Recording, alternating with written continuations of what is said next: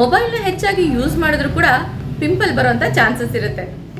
ತಪ್ಪು ಮೊಬೈಲ್ದಲ್ಲ, ಮೊಬೈಲ್ನ ಯೂಸ್ ಮಾಡುವಾಗ ಬಾಡಿಗೆ ಕಾಂಟ್ಯಾಕ್ಟ್ ಆಗೋ ರೀತಿಯಲ್ಲಿ ಇಟ್ಕೊಂಡಿರ್ತೀವಿ.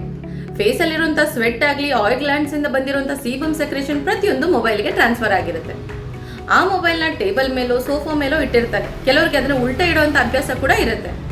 ಸೊ ಅಂಥ ಟೈಮಲ್ಲಿ ಅಲ್ಲಿರೋ ಎಲ್ಲ ಬ್ಯಾಕ್ಟೀರಿಯಾಗಳು ಮೊಬೈಲ್ಗೆ ಅಂಟಿರುತ್ತೆ. ಅದನ್ನು ನೀವು ಮತ್ತೆ ಯೂಸ್ ಮಾಡಿದಾಗ ಈಸಿಯಾಗಿ ಬ್ಯಾಕ್ಟೀರಿಯಾ ನಿಮ್ಮ ಸ್ಕಿನ್ ಮೇಲೆ ಟ್ರಾನ್ಸ್ಫರ್ ಆಗುವಂಥ ಚಾನ್ಸಸ್ ಇರುತ್ತೆ. ಹಾಗಾಗಿ ಮೊಬೈಲ್ನ ವಾರದಲ್ಲಿ 2 ಸತಿ ಆದರೂ ನೀಟಾಗಿ ಕ್ಲೀನ್ ಮಾಡ್ತಾ ಇರಿ.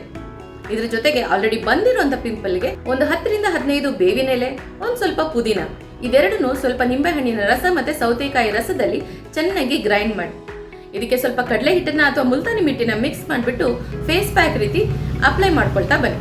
ವಾರದಲ್ಲಿ 2-3 ದಿವಸ ಈ ಫೇಸ್ ಪ್ಯಾಕ್ನ ಅಪ್ಲೈ ಮಾಡ್ಕೊಳ್ಬೋದು ಪಿಂಪಲ್ ಹೋಗೋ ತನಕ. ಸೊ ಈ ರೀತಿ ಮಾಡಿ 20 ನಿಮಿಷ ಬಿಟ್ಟು ಅದನ್ನು ವಾಶ್ ಮಾಡಿದ ನಂತರ ಅಸ್ಟ್ರಿಂಜೆಂಟ್ ಲೋಷನನ್ನು ಅಪ್ಲೈ ಮಾಡ್ಕೊಳ್ಳೋದ್ರಿಂದ ಕೂಡ ತುಂಬ ಫಾಸ್ಟಾಗಿ ಪಿಂಪಲ್ನ ರಿಡ್ಯೂಸ್ ಮಾಡ್ತಾ ಬರ್ಬೋದು. ಖಂಡಿತವಾಗ್ಲೂ ಟ್ರೈ ಮಾಡಿ.